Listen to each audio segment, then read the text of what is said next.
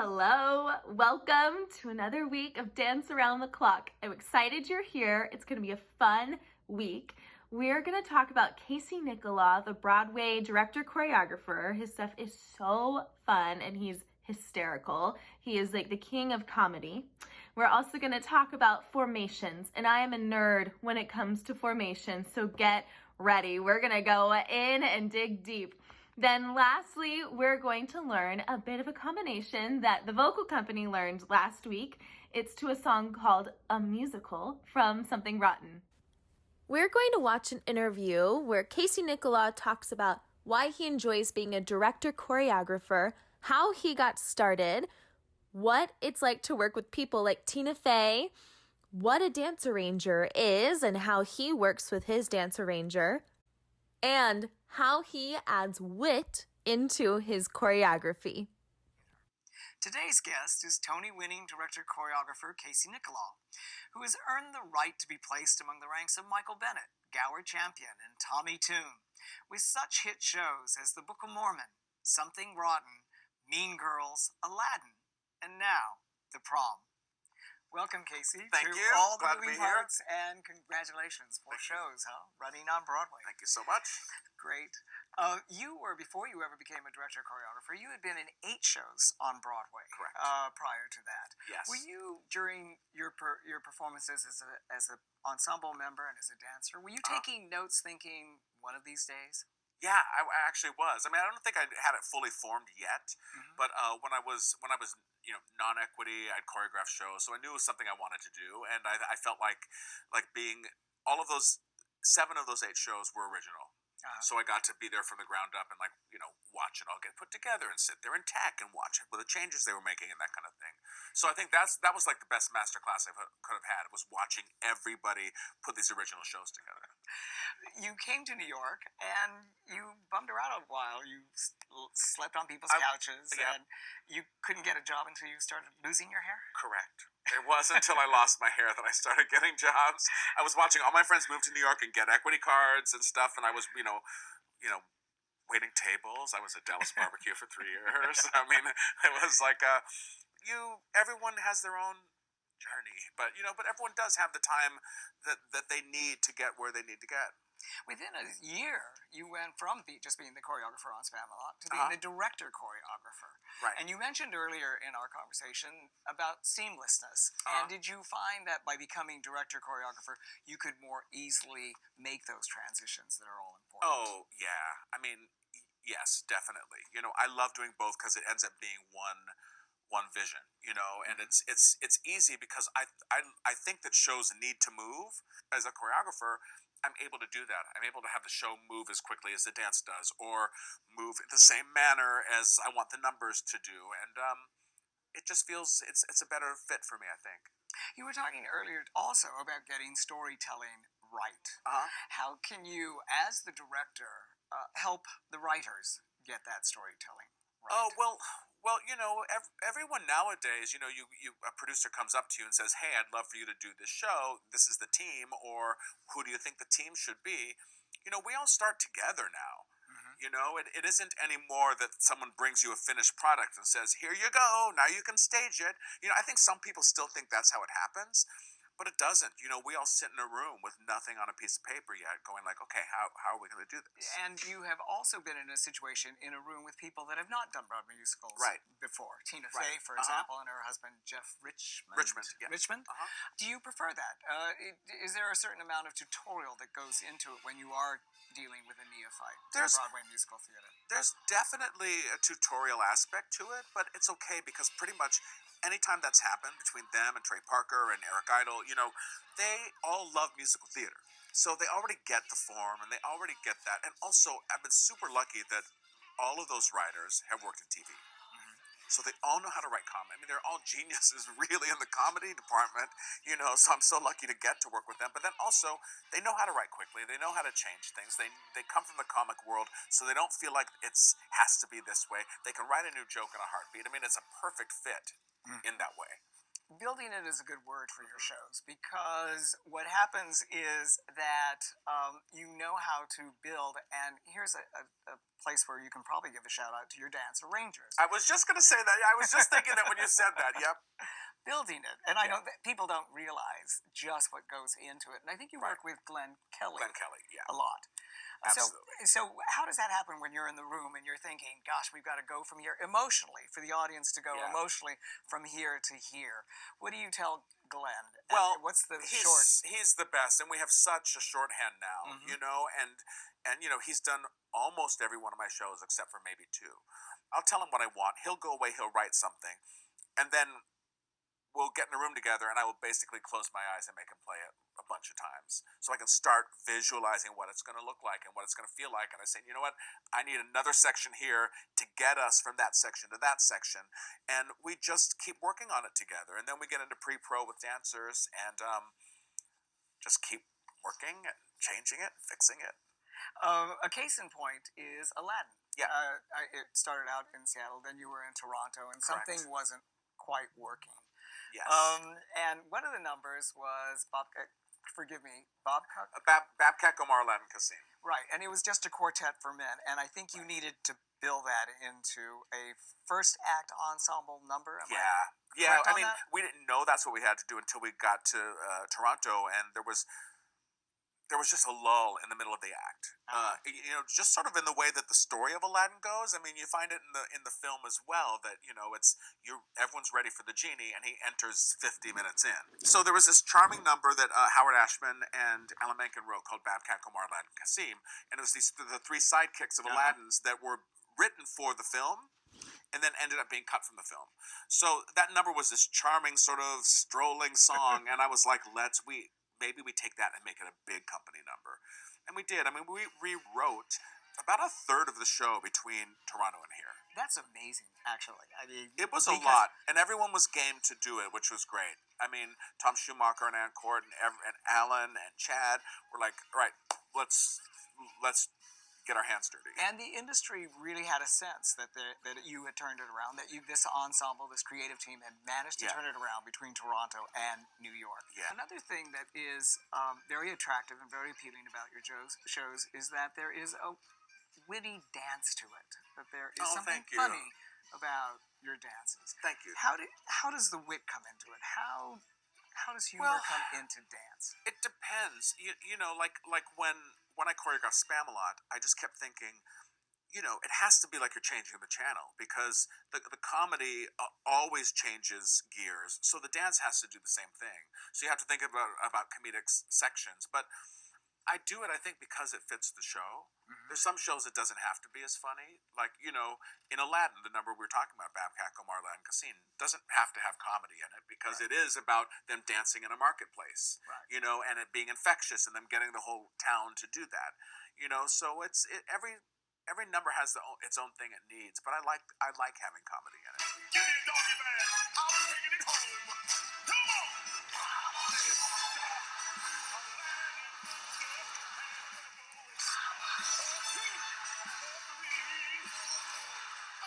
Open the top, you big neighbor. You ain't never had a friend, never had a friend.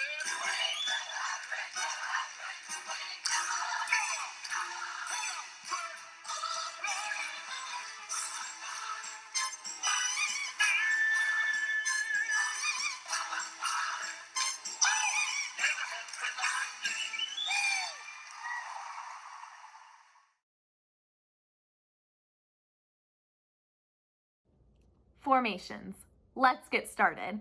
So first, let's talk about presentational versus non-presentational formations, which just means presentational is the cast members are aware of the audience, everything is squared off to the audience, they're breaking the fourth wall, it's for pure entertainment and just super fun. And non-presentational, or I like to call it formations that are not aware of the audience, that's exactly what it sounds like.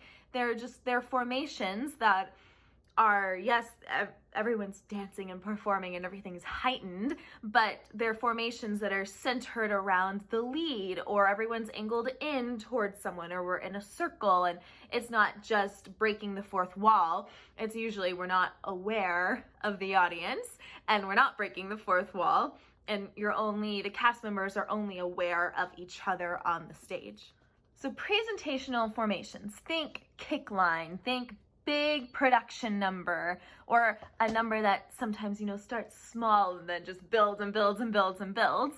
A lot of times numbers will start non-presentational, and then once they've accomplished the goal, if they're trying to get a character on board with something and the character is now on board with it and we have 30 seconds of a song left, then that number will usually turn presentational and be just a big production number at the end for the audience. Think about Beauty and the Beast with Be Our Guest.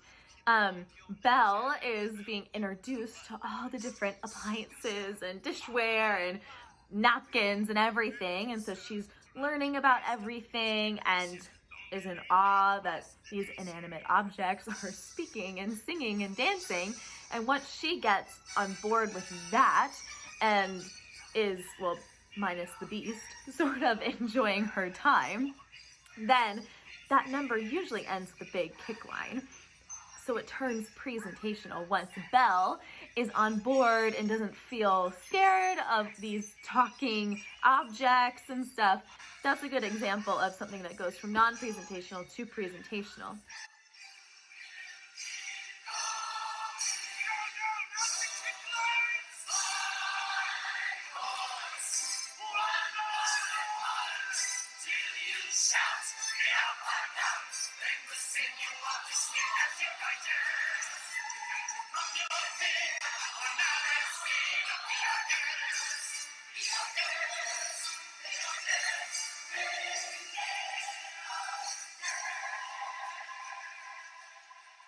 Moving on to non-presentational formations, these are formations that they'll make a pretty picture on stage. Everyone will be spaced out evenly, but often not everyone on stage will be facing the same direction. So a formation like that informs the audience that it's not going to break the fourth wall, and it informs the audience of a couple things. It might tell them, okay, even though the characters are all in the same location, they're not all doing the same things, or it's a location where it wouldn't make sense that all the characters were doing the same thing or facing the same way. Think streets of New York. It wouldn't make sense for everyone to be walking the same direction at the same pace. You have the slow walkers, the fast walkers, the people who are jaywalking and then running and that sort of thing. Or a party scene. You have the people who are standing there. You have the people on the dance floor. You have the people eating the snacks on the side. And so it wouldn't make sense for a scene like that to have choreography with everyone doing the same thing and having everyone facing the same direction. A lot of times, non-presentational formations, or just in general dance numbers, will be staged a certain way so that the cast members aren't necessarily aware that they're all doing the same choreography. Yeah, so if everyone was facing downstage, breaking the fourth wall, it's sort of, okay, we're all in this together, we're all doing the same thing, like a kick line. Or if it's non-presentational, we're all facing different ways, it could tell the audience, okay, that person's in their own world, or they're not really aware of everyone around them. So it reads better, even if everyone is doing the same choreography. It tells the audience that not all the characters are aware of each other.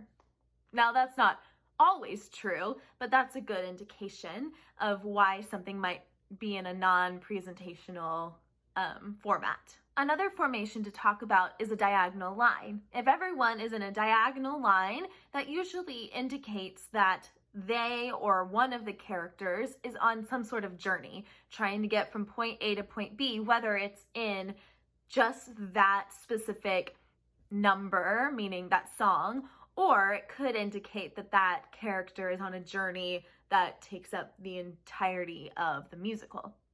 The last formation we're going to talk about today is a circle. So a circle can indicate a lot of different things. a circle can be used in a party scene, and you can have like an inner circle and outer circle, and people can be going all different sorts of ways, and that just indicates, okay, it's getting chaotic and things are maybe getting out of control, or people are having a lot of fun. Or it can be a big circle with someone standing in the middle of it. That can either mean they're like the center of everything and everyone is revolving around them, they're the most important person, or it could be someone stuck. Yeah, so it could be someone's in the middle of a circle and they can't get out. So that can indicate someone being stuck or not knowing what direction to turn or feeling lost.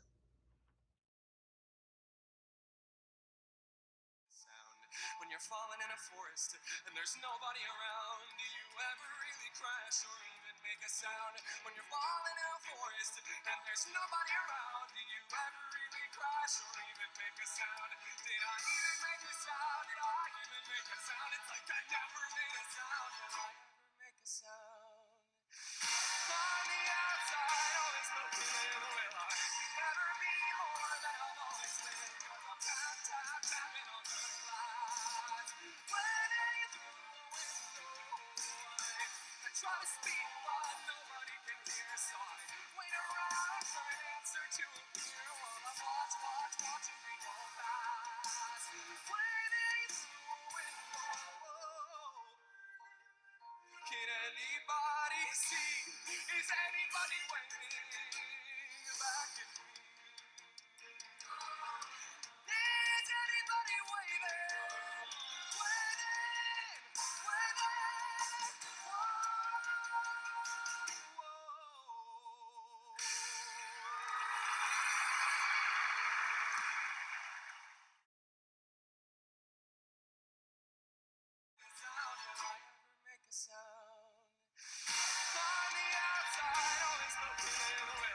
Okay, this moment is so cool. Yes, there's a beat drop and a key change, and they all change the formation or the facing of their bodies at the same time, which is all really impactful.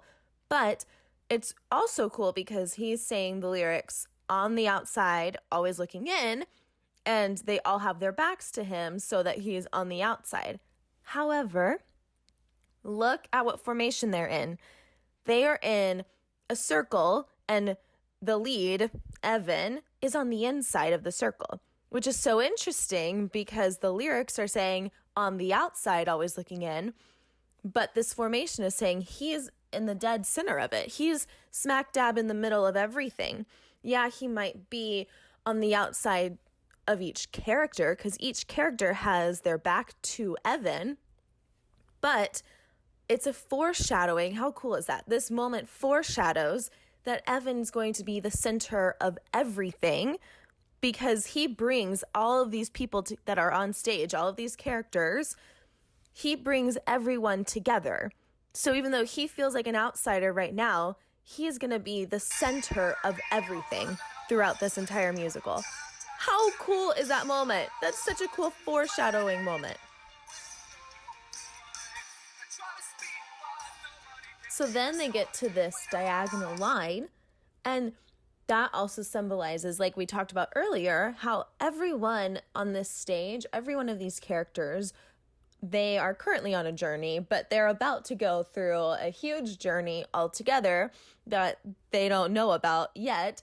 And Evan is trying to weave in and out of it because he's on the biggest journey out of them all.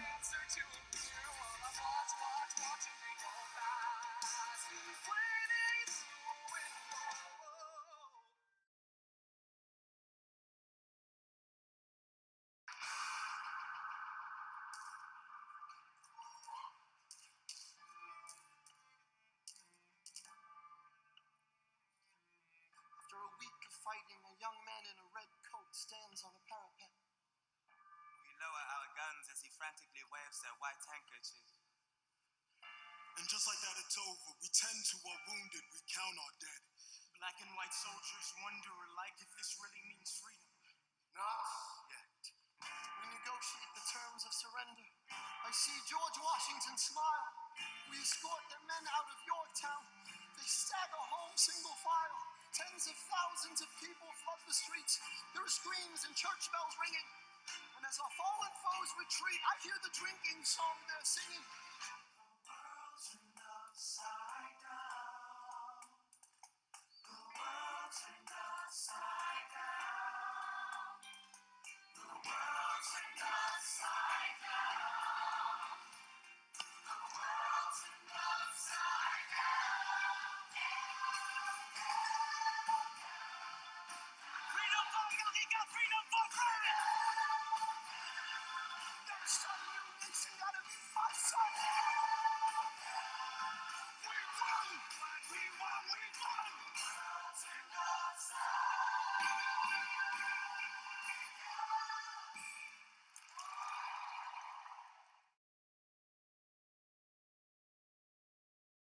We negotiate the terms of surrender. I see George Washington smile. We escort their men out of Yorktown. They stagger home single file. Tens of thousands of people flood the streets. There are screams and church bells ringing. And as our fallen foes retreat, I hear the drinking song they're singing. So, as they are saying the world turned upside down, notice how all of the objects, all of the props, all the set pieces that are in the air are upside down. And then they get set right side up. And then everyone steps up onto the props because the world is turned upside down and the Union is now on top. So it's like they're stepping into their place as free people who are on top now.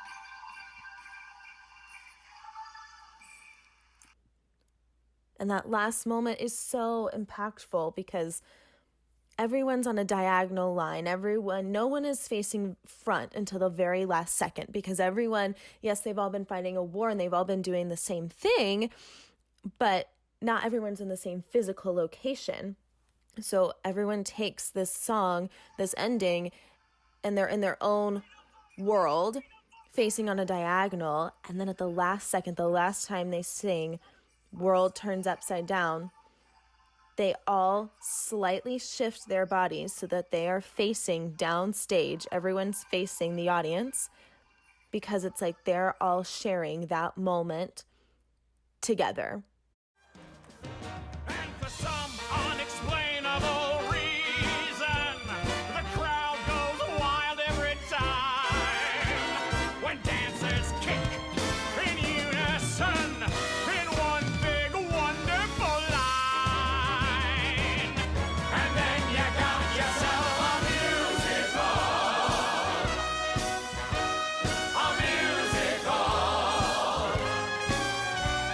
La la la la la la la la paloozical with flashy style and a big face smile, a snazzy band, some jazzy hands. I swear that I'll cross my heart, hope to die if it isn't a doozy. Take it from me, they'll be flocking to see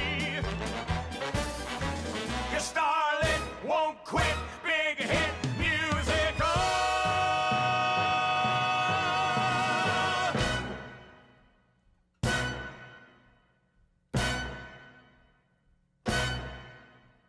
A big hit musical. Okay, we're gonna learn the kick line section of a musical from Something Rotten. This is my choreography, not Casey Nicolau's choreography, although he did choreograph this musical, Something Rotten. Ignore the construction zone happening in my house. Let's get started. So you start, count 5. Hands come in, and they come up and over. You go up 5, 6, 7, 8. So you're like backing up into your kick line, scooting back. 5, 6, 7, 8. So you went 5, 6, 7, and 8. We go set, kick, ball change, kick, ball change. Let's do that again. So you have step right, kick left, kick right, ball change, right, left, kick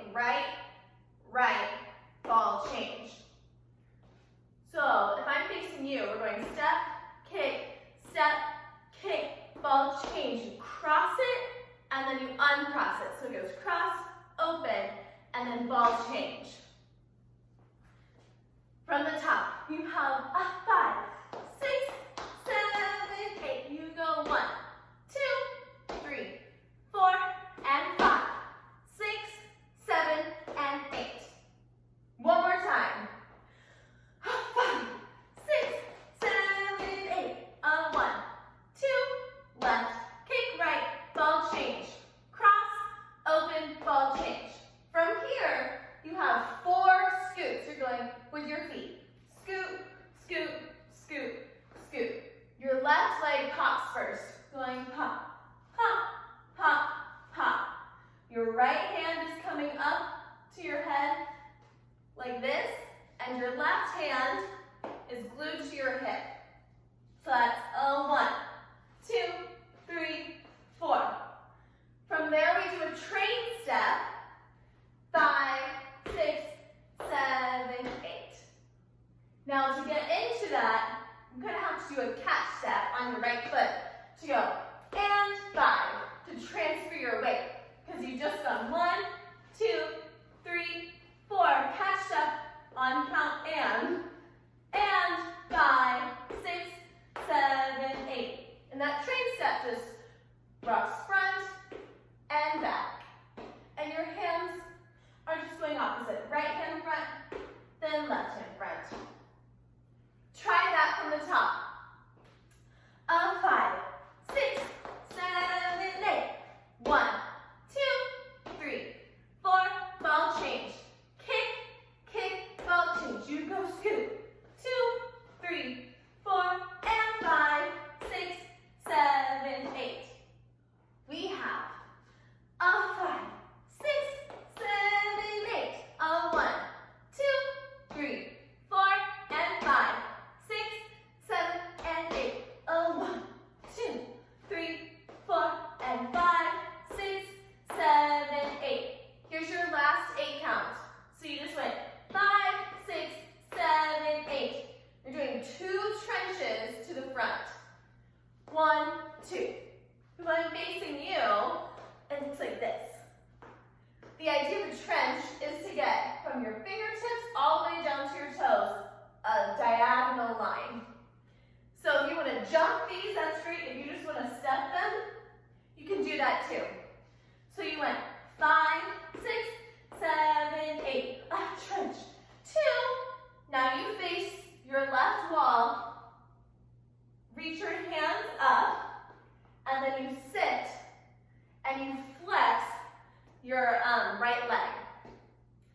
And if we all know Pippin, this is a allusion to Pippin. Yeah? A tribute, if you will, to Pippin. This song is all about different musicals. It's called A Musical. So there's lots of, in the original choreography, there's a lot of tributes to all different famous choreography. This is one of them, which is Pippin. So you go 1, 2, up 3, Pippin on 4. Then you have 5, 6, 7, 8 to turn around yourself. 5, 6, 7 to the front on 8. So your arms were here, and then they just come out on 5, 6, 7, 8 with big jazz hands. So that whole 8 count, we just finished. 5, 6, 7, 8. You go trench. 2, up 3, Pippin 4, 5, 6, 7, 8. That's it. That's the whole first half of the combo that we're learning today. This is the kick line section. Let's try it from the top. You have a 5, 6, 7, 8. A 1, 2, 3, 4, and 5, 6, 7, and 8. A 1,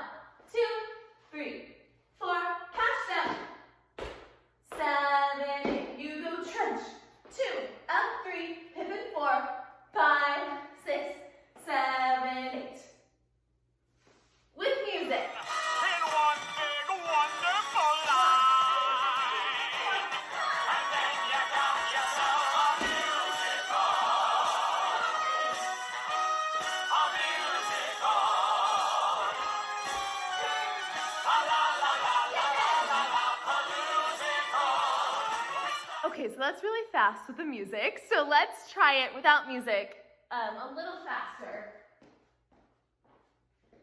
So we have, you hold, 1, 2, 3, 4, 5, 6, 7, 8. A step, kick, ball change, kick, ball change. A 1, 2, 3, 4, and 5, 6, 7, knee trench. A 1, 2, up, pip, and 5, 6, 7, 8. Let's watch some of the vocal company do it. When dancers kick in unison in one big wonderful line, and then you got yourself a musical.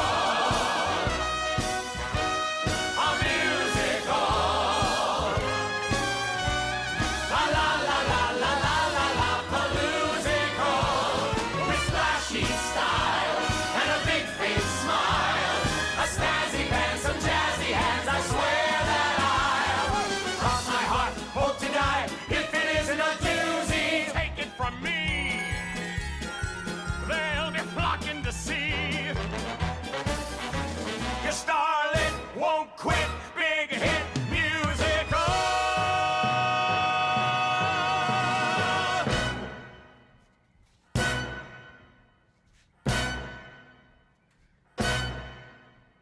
A big hit musical.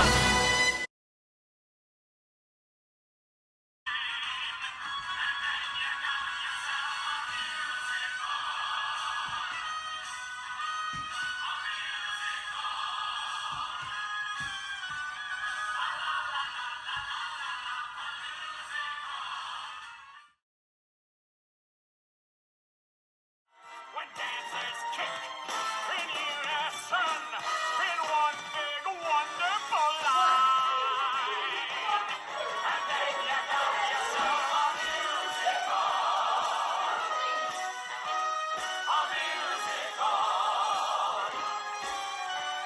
La la la la la la la la paloozical. Last time. The crowd goes wild every time when dancers kick in unison in one big wonderful line, and then you got yourself a musical.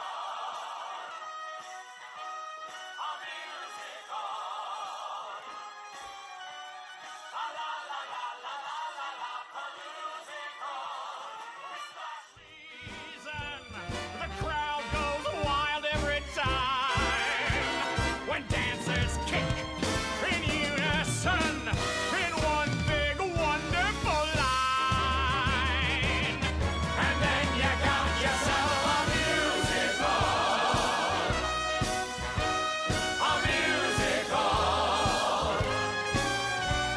La la la la la la la la paloozical, with flashy style and a big face smile, a snazzy pants, some jazzy hands. I swear that I'll cross my heart, hope to die. If it isn't a doozy, take it from me.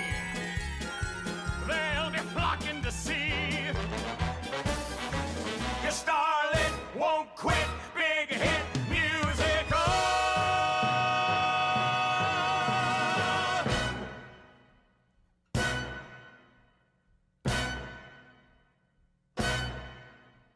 A big hit musical. Thanks for dancing with me this week.